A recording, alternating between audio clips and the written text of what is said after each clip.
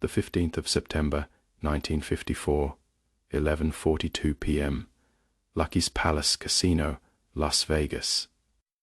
Vincent, the Ching Gigante, was staring at the poker cards in his trembling hands when he realized he was about to lose everything he'd built in 30 years of organized crime. The pot contained $2.3 million in cash, properties, and IRS money he didn't have, collateral he couldn't afford to lose, and debts that would destroy his criminal empire if he couldn't pay them. What Vincent didn't know was that every card in his hand had been predetermined, every bet had been calculated,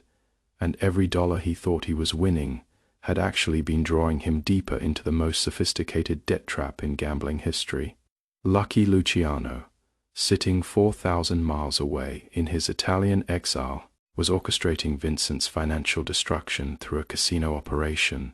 that appeared to be giving crime bosses the gambling wins of their dreams, while actually engineering their systematic elimination through insurmountable debt that would drive them to suicide or force them into situations where Lucky's debt collectors could eliminate them legally. To understand how Lucky Luciano weaponized gambling addiction to eliminate his enemies, you need to understand the revolutionary transformation that Las Vegas was undergoing in 1954. The city had evolved from a desert railroad stop into America's gambling capital, attracting millions of tourists and generating hundreds of millions in revenue through legal casino operations that offered the kind of sophisticated gambling experiences that had previously only been available through illegal operations in major cities. More importantly, Las Vegas represented the perfect environment for Lucky to establish legitimate business operations that could serve as fronts for criminal activities, while remaining completely legal and protected by Nevada state government that actively encouraged casino development and tourism growth. Lucky had been studying the Las Vegas gambling industry from his exile in Italy since 1950, recognizing that legal gambling offered unprecedented opportunities for organized crime operations that could eliminate enemies while generating enormous profits and maintaining complete legal protection from law enforcement interference. The inspiration for Lucky's casino assassination strategy came from his understanding of gambling psychology and his observation that even the most intelligent and disciplined criminals became vulnerable to manipulation when gambling addiction was properly exploited through systematic reinforcement of winning experiences that created psychological dependence. Lucky realized that gambling addiction could be more destructive than physical violence, because it turned the victims into active participants in their own destruction, making them eager to participate in activities that would ultimately eliminate them while believing they were pursuing profitable opportunities. The establishment of Lucky's Palace Casino required 18 months of preparation and over $3 million in initial investment that was provided through Lucky's international criminal network and carefully laundered through legitimate business investments that appeared to be routine casino development activities. The casino operation was structured as a complex partnership between legitimate Nevada corporations and offshore investment entities that provided perfect cover for Lucky's involvement, while maintaining his official exile status and avoiding direct violation of his deportation restrictions. Meyer Lansky coordinated the American aspects of the casino development, working through established connections in the Nevada gaming industry to obtain the necessary licenses, permits, and regulatory approvals required for large-scale casino operations. Frank Costello managed the construction and staffing operations, ensuring that every aspect of the casino's design and operation would support the systematic manipulation of targeted gambling experiences that would drive specific customers into financial ruin. The casino facility itself was designed to create the appearance of luxury and legitimacy, while incorporating sophisticated cheating systems that could be activated selectively to control the gambling experiences of specific customers, without affecting the general casino operations that generated legitimate revenue. Lucky's Palace featured all the standard casino games: poker, blackjack, roulette, craps, and slot machines. But each game incorporated hidden mechanisms that could be controlled by specially trained dealers and croupiers who could manipulate outcomes without detection by customers or gaming regulators. The poker tables used specially marked cards that were virtually undetectable to casual observation, but allowed trained dealers to identify each card and manipulate game outcomes by controlling the distribution of winning and losing hands to specific players. The blackjack tables incorporated subtle dealer techniques that could control card distribution to ensure specific players received winning or losing hands according to predetermined patterns designed to create psychological addiction, followed by systematic financial destruction. The roulette wheels could be controlled through concealed electromagnetic systems that influenced ball placement to create winning or losing outcomes for specific bets without affecting the wheel's apparent random operation. Most importantly, the casino's credit system was designed to provide unlimited gambling credit to targeted customers while creating legal documentation that would support debt collection through methods that appeared to be routine business activities, but could result in the elimination of customers who couldn't pay their gambling obligations. The recruitment of targeted customers began in August 1954, with Lucky's associates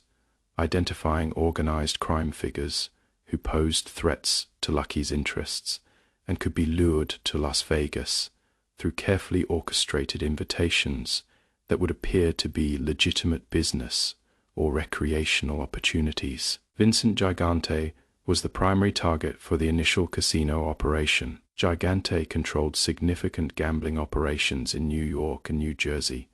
and had been building alliances with other crime families that threatened to challenge Lucky's influence over American organized crime from his Italian exile. Gigante was intelligent, experienced, and normally very careful about financial risks, but he also had a weakness for high-stakes poker that could be exploited through carefully designed gambling experiences that would override his natural caution and business judgment. The recruitment of Vincent Gigante was accomplished through Frank Costello, who approached Gigante with an invitation to participate in a high-roller gambling weekend in Las Vegas that would include complimentary accommodations, entertainment, and access to private gaming rooms reserved for serious professional gamblers. The invitation was positioned as a business networking opportunity rather than recreational gambling, emphasizing the potential for profitable connections with West Coast crime families and legitimate business contacts who were involved in the expanding Las Vegas entertainment industry. Gigante's initial visit to Lucky's Palace in September 1954 was carefully orchestrated to create the psychological conditions that would make him vulnerable to systematic manipulation through controlled gambling experiences designed to create addiction and financial dependency. The first phase of the operation involved allowing Gigante to win substantial amounts of money through carefully controlled poker games that created the impression that he possessed exceptional gambling skills and could generate significant profits through high-stakes casino gaming. Over his first weekend at the casino, Gigante won over $150,000 through poker games where the outcomes were predetermined to ensure his success,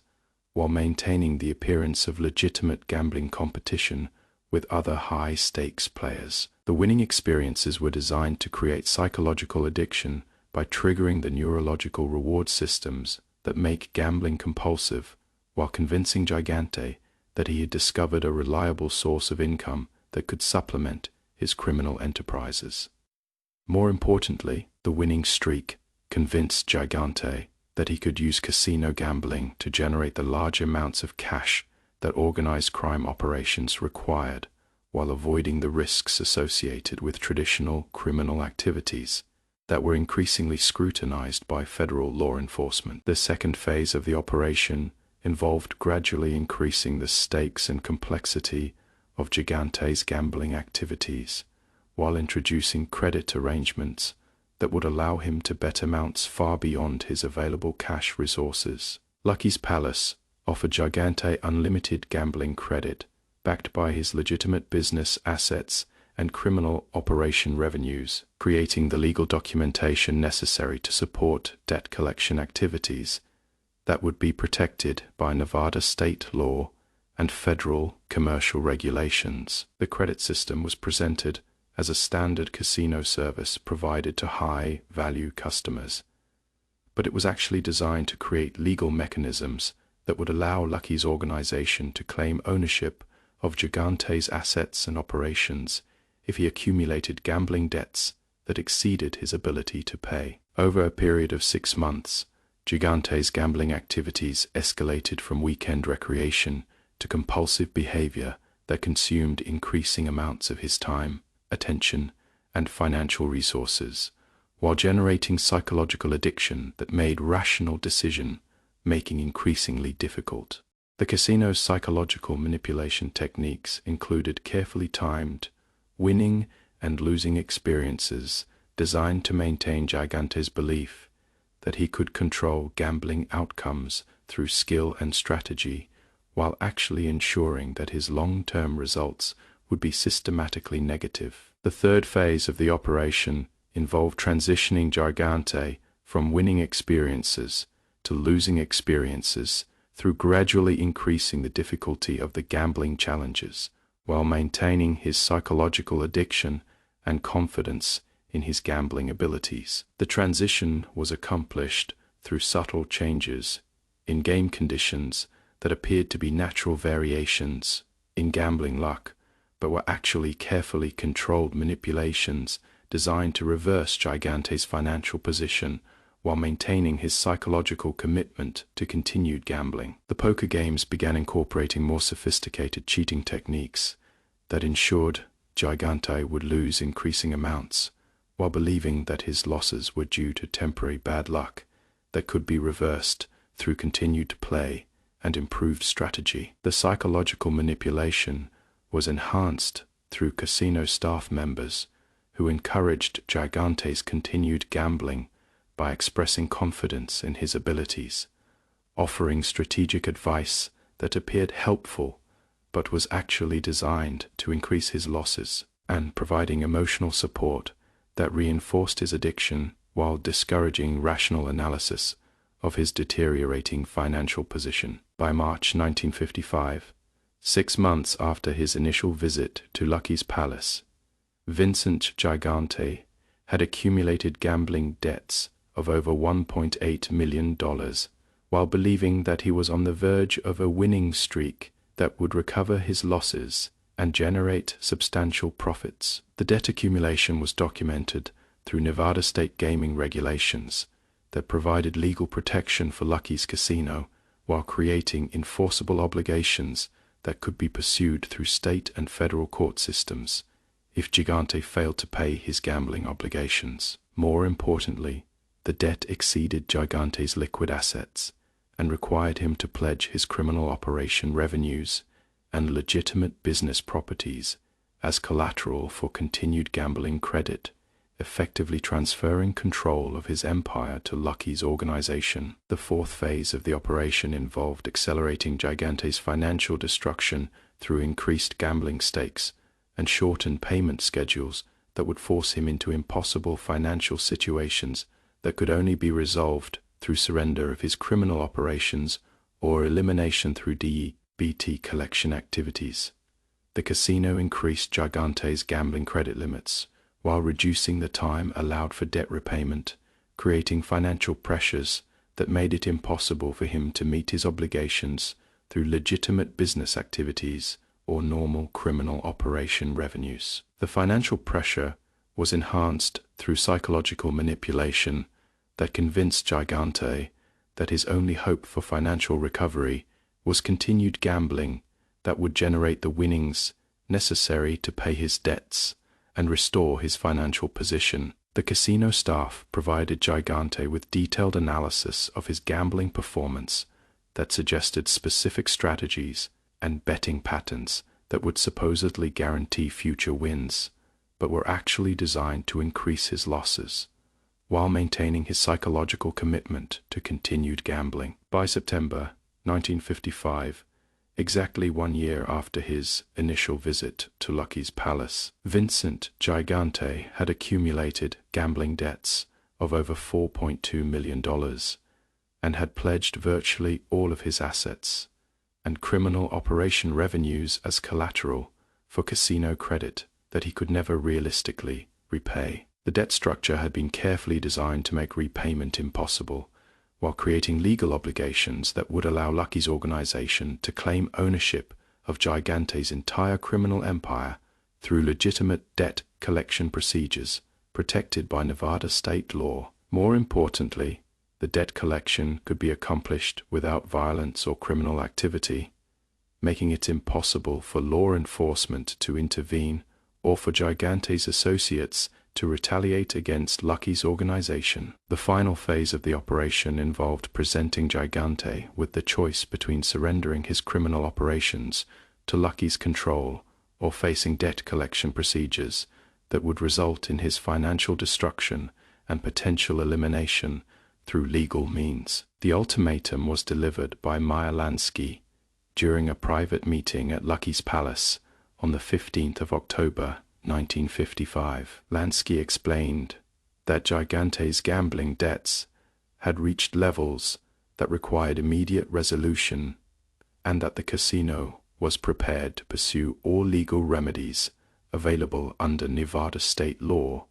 to collect the outstanding obligations. Lansky offered Gigante two options. He could transfer ownership of his New York and New Jersey criminal operations to Lucky's organization in exchange for cancellation of his gambling debts, or he could attempt to pay the debts through liquidation of his assets,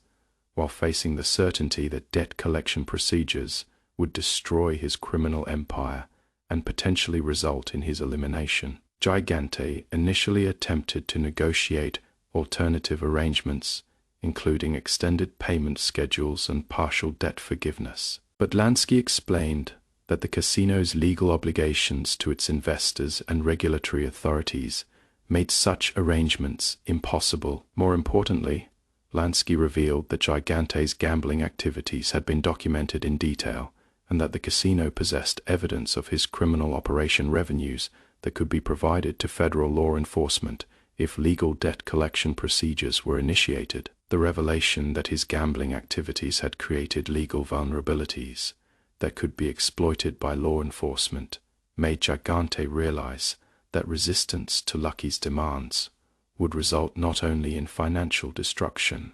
but also in federal prosecution that could end his criminal career permanently. On the 22nd of October 1955, Vincent Gigante signed documents transferring control of his New York and New Jersey criminal operations to corporate entities controlled by Lucky's organization. The transfer was structured as a legitimate business transaction that provided legal protection for all parties while effectively eliminating Gigante as a threat to Lucky's interests. Gigante retained nominal leadership of his organization, but actual control was transferred to Lucky's representatives, who implemented operational policies and strategic decisions that served Lucky's interests while maintaining the appearance that Gigante remained an independent crime boss. The success of the Vincent Gigante operation led to the expansion of Lucky's casino assassination strategy to target additional crime figures who posed threats to his organization. Over the next 3 years, Lucky's palace systematically eliminated 12 major crime bosses through gambling debt operations that resulted in either financial surrender or elimination through debt collection procedures. Joseph Bonanno was eliminated in 1956 through a baccarat operation that accumulated debts of over $3 million and resulted in his surrender of West Coast criminal operations to Lucky's control. Tommy Lachey's was eliminated in 1957 through a craps operation that generated debts exceeding $2.8 million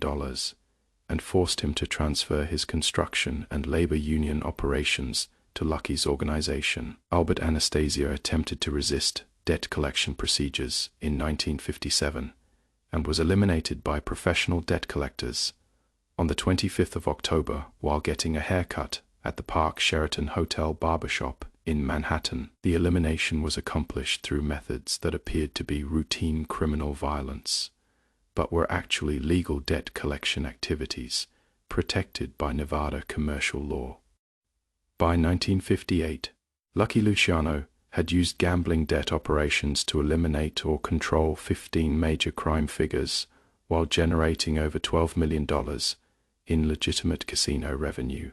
and establishing Lucky's Palace as one of the most profitable gambling establishments in Las Vegas. The casino operation had demonstrated that systematic psychological manipulation combined with legal debt collection procedures could be more effective than traditional violence for eliminating criminal enemies, while providing complete protection from law enforcement interference. More importantly,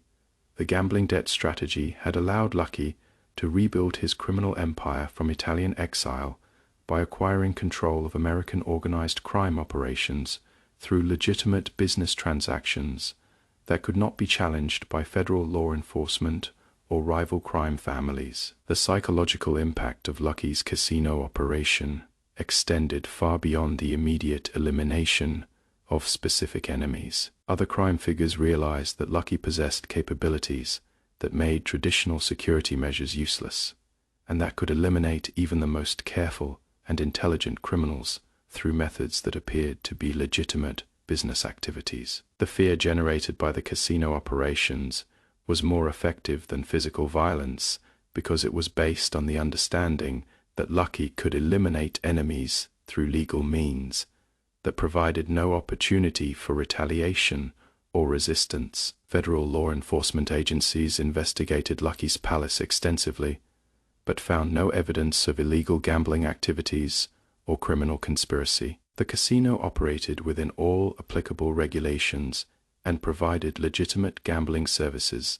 that were indistinguishable from other Nevada casino operations. The FBI's investigation concluded that the deaths and financial difficulties experienced by various organized crime figures who had gambled at Lucky's Palace were coincidental results of poor gambling decisions and natural consequences of high-risk lifestyle choices, rather than evidence of criminal conspiracy. Lucky Luciano had created the perfect weapon, a legitimate business that eliminated enemies while generating profits and maintaining complete legal protection. The casino operation proved that the most effective criminal strategies were often the ones that operated within legal boundaries while serving illegal purposes. From his exile in Italy, Lucky had demonstrated that true criminal genius lay not in avoiding the law, but in using the law as a weapon against enemies who could not distinguish between legitimate business activities and sophisticated criminal operations designed to destroy them through their own weaknesses and addictions. Lucky's Palace continued operating successfully until Lucky's death in 1962, when control of the casino was transferred to his designated successors, who maintained the facility as both a profitable, legitimate business and a strategic weapon for eliminating threats to organized crime interests. The casino's success established the template for legitimate business operations that served criminal purposes while maintaining legal protection, a model that influenced organized crime strategy for decades and demonstrated that the ultimate criminal victory was achieved not through violence, but through the systematic exploitation of human psychology and legal institutions.